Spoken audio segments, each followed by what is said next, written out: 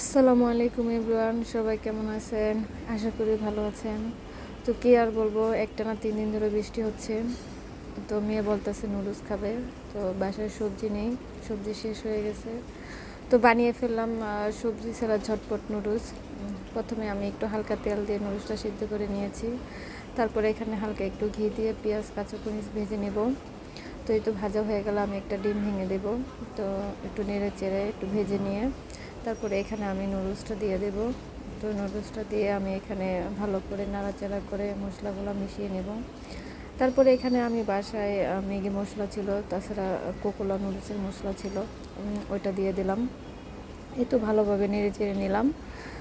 তো সাথে একটু সস ছিল, একটু সস দিয়ে দিলাম, একটু সয়া সস, টমেটো সস। তো এতে হয়ে গেলো আমার সবজি ছাড়া ঝটপট নুডলস। তো মেয়ে তো খেয়ে বললো আমার খুব টেস্টি হয়েছে। তো আপনারা সবজি ছাড়া কে কে নুডলস খান, মাঝে মাঝে আমাকে কমেন্ট করে জানাবেন।